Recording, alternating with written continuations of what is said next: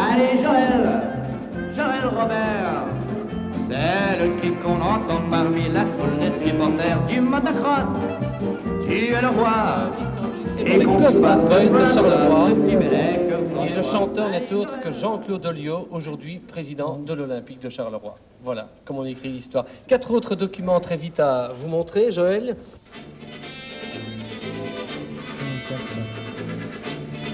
Grimpant. Bateau de Christophe Colomb à Barcelone. Ah, Barcelone, le bateau de Christophe Colomb. Film tchèque, enfin, c'est devant la statue de Christophe Colomb, pardon. C'est pas le bateau de Christophe Colomb. Hein. Devant la statue, ça doit être 65, 66. Là, c'était en Tchécoslovaquie, ça. Hein. Ouh là là. À la patrie, et puis alors, l'amour des enfants.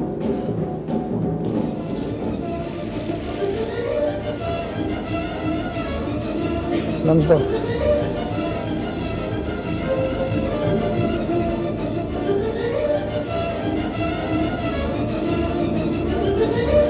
Ici, le vin à droite et Marcel à gauche. Les 3 Belges, là. C'est pas mal, hein? Et alors, un ouvrage écrit avec énormément de talent par Walter Schwilden, notre confrère du journal Le Soir, qui a analysé en profondeur votre caractère alors que vous lui faites des pitreries, là, Walter Schwilden. Walter Schwilden, Joël Robert, c'est 3 mots: vivre, aimer et jouer, non? Pourri de classe. Je crois que tout le monde a compris, on a vu de quoi il s'agit. Je pense aussi à Roger Claassen, le footballeur. C'était des gens qui n'avaient peut-être pas besoin d'un entraînement pour s'exprimer remarquablement. Dans le bouquin, j'ai mis un bon petit diable. Je crois que je suis largement en dessous de la vérité. J'ai failli dire que c'était un sale gamin, mais je n'ose pas. Mais il y a dans sa carrière, je crois, quelques souvenirs de débandade. Oui, d'ailleurs, inutile d'en dire plus, il suffit de les regarder. Et alors, dernière chose, un cœur d'or. Et là, je crois aussi que les témoignages suivront, on en aura certainement. Moi, je voudrais dire une chose, et je m'en excuse. Un jour, j'ai dit à Joël, je dois absolument avoir un équipement pour suivre les courses cyclistes. Il m'a procuré ce qu'on appelait un barbour, c'est-à-dire un équipement moto. Et je crois, Joël, que je ne te l'ai jamais payé. Tu me l'as bien vendu, hein?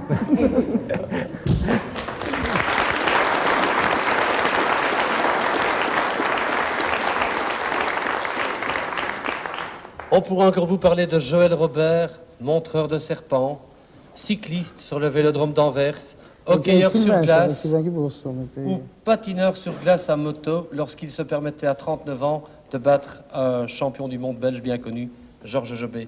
Joël Robert, c'est tout ça, c'est beaucoup de choses. Dans votre livre, Walter Schwilden, vous parlez également d'une histoire qu'on a vécue à Civry, n'est-ce pas, à Civry. Et là, on aurait pu attribuer à Joël Robert le record du monde de la fugue. Écoutez bien et regardez. Donc Civry, Joël Robert a 3 ans. Et puis, qu'est-ce qui se passe, Joël? C'est-à-dire que la voisine, qui s'appelait Josette de Royer, de son nom, s'était fait engueulander par son père. Et puis, moi, je trouvais pas ça tellement bien, parce qu'elle n'avait pas fait grand-chose. Et puis, j'ai dit, bon, bah, écoute, tu prends la voiture, la poussette, les poupées et tout, et puis on s'en va. Et on a pris les poupées, on est parti assez loin. On s'était installé près d'une rivière, en dessous d'un pont. On a commencé à faire la lessive et tout, et on allait loger là, cette nuit-là. Et c'est le chien qui nous a retrouvés très tard dans la soirée. Et là, par l'image, bien, c'est le trajet que vous aviez effectué à l'époque. Voilà le clocher de Civry et le petit pont où vous êtes allé vous cacher.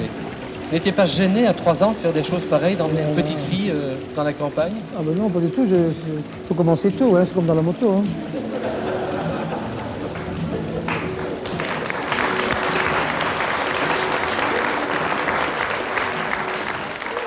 Ok, on redevient sérieux, on passe au... Pourquoi c'est pas sérieux?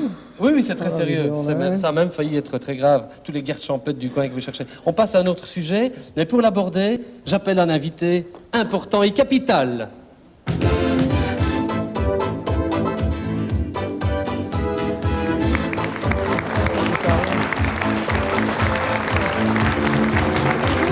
Bonjour. Alors, asseyez-vous, madame, asseyez-vous, Joël. Vous voyez qui c'est? Non, mais il y a tellement des années depuis lors. C'est qui? C'est qui? petite, non? On l'a attrapée. Je vous présente celle qui, à l'âge de 3 ans, vous a accompagné sous le pont, il y a 40 ans de cela.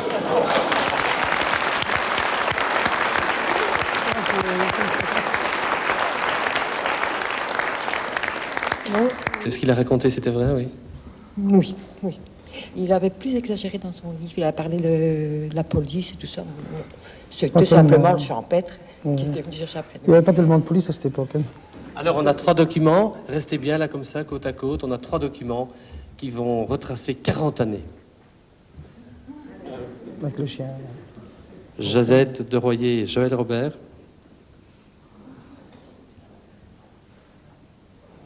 Ça a changé. Un peu, hein, ouais. Mais j'étais jeune et beau à cette époque. Hein. Maintenant, je ne suis plus que beau. Ouais. Un peu de nostalgie et aussi la nostalgie de la moto. Lorsqu'on a été 6 fois champion du monde, on n'arrête pas si vite. On reprend sa moto en 1984, 20 ans après le premier titre, à Nîmes. Joël Robert, une évocation 20 ans après son premier titre, avec une CZ d'époque et l'équipement d'époque. Joël Robert, c'est par exemple celui qui, interné à l'hôpital à la suite d'une commotion cérébrale pour 3 semaines, il reste 3 jours à peine et puis se sauve. C'est également celui qui fait 2 motocross par jour grâce à un hélicoptère qui l'amène d'un terrain à un autre. C'est le baroudeur qui essuie quelques 100 blessures mais qui termine intact sa carrière et qui aujourd'hui, Joël, n'a aucun regret. Pas du tout, et si je devais recommencer, c'est avec plaisir que je ferais exactement la même chose, peut-être même un peu plus de fêtes. Joël Robert Desarçonnant, extraordinaire pilote et très bon organisateur. Alors on va parler de ce que Joël Robert peut organiser, d'excellentes réalisations. Le trial de Charleroi, amener les meilleurs trialistes du monde à Charleroi. Les uns disaient c'est pas possible, mais parce que c'était Joël Robert l'organisateur, c'est possible. Eddie Lejeune, en démonstration, devant quelques 3000 personnes. Après le trial indoor de Charleroi, une création Joël Robert, les 12 heures de la Chinelle. Des milliers de spectateurs pouvoir tourner les motos nuit et jour. Là, c'est la griffe originale de Joël Robert. Et puis, le motocross du Pays Noir à Jamiou, au profit de l'enfance abandonnée.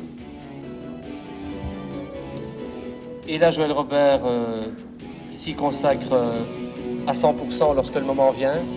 De la sorte... Depuis le début. Depuis le début. De la sorte que, Robert Braque, depuis 1964, combien d'argent avez-vous gagné grâce au motocross de Jamiou et à Joël Robert au profit de l'enfance abandonnée de Charleroi? Eh bien, grâce à tous les motocross jusqu'à présent, il nous a permis de gagner 7 500 000 francs qui ont été consacrés aux enfants abandonnés et à l'achèvement du fameux centre Cercle d'Arc-en-Ciel à Jumet. Que de bonheur pour les enfants.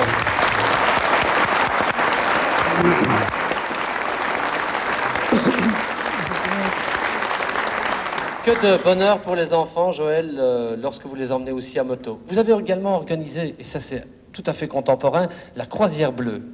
La croisière bleue.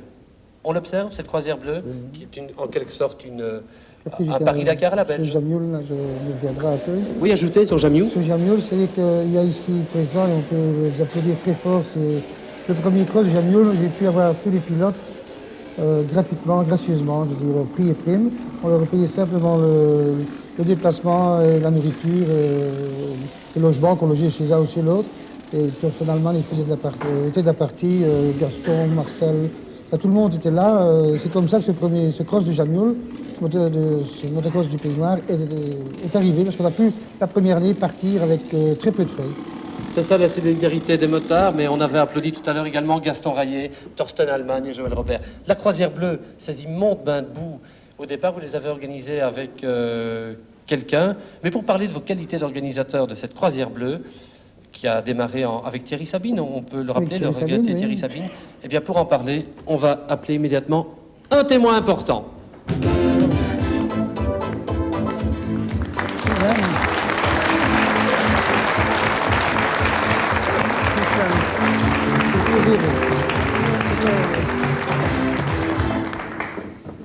Suzanne Fournet et Joël Robert. Vous êtes venus souvent, Suzanne, en Belgique avec Thierry Sabine pour préparer cette croisière bleue. Alors Joël Robert, comment l'avez-vous compris dès le départ? Joël, c'est vraiment un homme de terrain. Et je te dis que Thierry, il a vu Joël il y a maintenant 4 ans.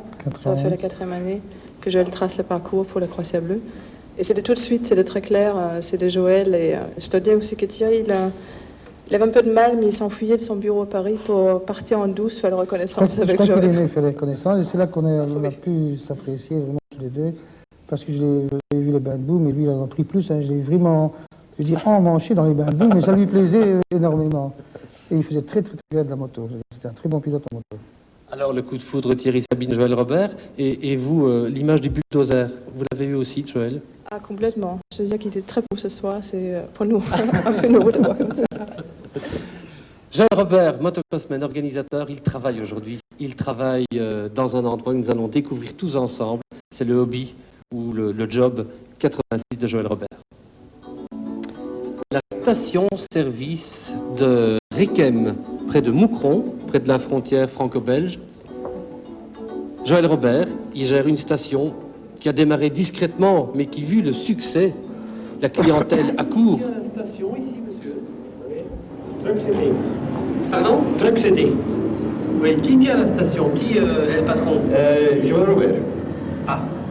Vous le connaissiez ou vous l'avez reconnu? Oui, je l'ai reconnu. Vu le succès remporté par Joël Robert dans le cadre de cette station, on a agrandi. Aujourd'hui, on ne se contente pas de servir de l'essence. On a également monté une petite cafétéria. Et puis tout un snack. Comme j'ai pas mal d'amis qui viennent me dire bonjour, il fallait des pompes à bière aussi. Hein. Je dois dire qu'on vend plus de bière que de normal pour l'instant. C'est bizarre. C'est également le rendez-vous, Joël, de tous ces amis routiers que vous avez rencontrés pendant 10 années aux 4 coins d'Europe. Maintenant, vous logiez à l'époque dans des routiers, maintenant ils viennent chez vous. Ce qui est bizarre, c'est que, enfin pas bizarre, mais c'est que c'est une gare autoroutière, donc il y a beaucoup de routiers, et qu'il y a certains qui passent qu'on a rencontrés il y a 15 ans maintenant, qui sont encore sur la route, et la première fois me regardent et me disent, mais on n'a jamais vu ce gars-là, et la seconde fois, ils me disent, vous n'êtes pas Joël Robert? Je dis oui, vous ne vous trompez pas, c'est juste exact. Et bon, ça fait plaisir parce qu'on a rencontré des gens et puis on les revoit de nouveau. Et il y a de très vieux routiers, je veux dire. Mais Joël Robert, entre... Bien servi, regardez l'image. Hein. Venez boire une bonne chope chez moi. On peut bien. Hein, entre deux, et bien sûr, avec plaisir. Entre deux services, Joël Robert s'accorde encore quelques petites vacances pour faire, par exemple, quoi? Eh bien, Paris-Dakar. Et Paris-Dakar 87. Suzanne, vous avez apprécié Joël Robert? Ah, complètement, c'était un concurrent exemplaire et je crois que c'est le seul concurrent, on n'a jamais vu un concurrent aussi frais le matin. Joël était vraiment frais, parfait. Et on ne dormait pas beaucoup, donc on était frais du premier jour. Hein. On n'a pas fait beaucoup de jours. C'est hein. très rare. On n'a pas fait beaucoup de jours, on a très vite arrêté. Là, le 6e jour à Tamanrasset. Attendez. Ne parlez pas de ce qui est moche, parlons de ce qui est super. Joël Robert et Luc Janssens à Paris-Dakar. Le prologue de Sergi Pontoise. 2 sorties de route, on écrase 2 barrières Nardar, on fait 2 fois marche arrière. Luc Janssens dit, c'est le copilote, je comprends qu'il a été 6 fois champion du monde, parce que malgré tous ces retards avec notre véhicule surchargé de pièces, on fait le 17e temps. Dans la première étape spéciale, on rattrape et on dépasse Tambay, et puis on est en bagarre avec De Rooij, et puis malheureusement il y a un tonneau. Joël s'excuse, les larmes dans les yeux. Il est trop impulsif, mais s'il y revient à Paris-Dakar, et peut-être bien avec Gaston Rayet, ce sera pour pas le gagner, mais n'être pas loin de la victoire. Pas loin de la victoire, on essaiera toujours d'être dans les 10 premiers. On verra après. Ce prologue de Sergi Pontoise, poigné dans le coin, c'est un peu votre carrière, Joël. Et voilà qu'on en a déjà fait le tour. Alors on va faire le tour de table qui convient pour se dire au revoir. Vous féliciter, vous dire merci pour votre carrière. Un grand bravo pour avoir été également poigné dans le coin devant les caméras. Non? Vous n'êtes pas déçu par l'évocation qu'on a fait de vous? Vous êtes près de moi? Pas du tout. Et je dois dire que c'est super et je voudrais remercier tous les gens qui ont fait cette émission et te remercier très fortement et dire que ça ne m'étonne pas que vous avez eu le prix du meilleur journalisme parce que c'est formidable cette émission. J'ai déjà vu une parce qu'avant de venir j'ai dit je vais quand même regarder comment ça se passe. Très bien, formidable, et je crois que ça va continuer très longtemps. Merci Joël, merci beaucoup.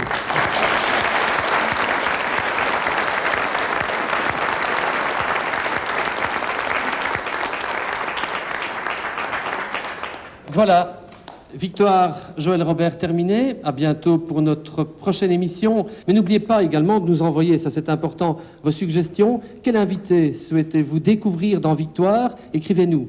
Victoire, quel champion demain? RTBF Charleroi, passage de la bourse 6000 Charleroi. On recevra avec plaisir et on lira avec attention. Bonsoir et à bientôt.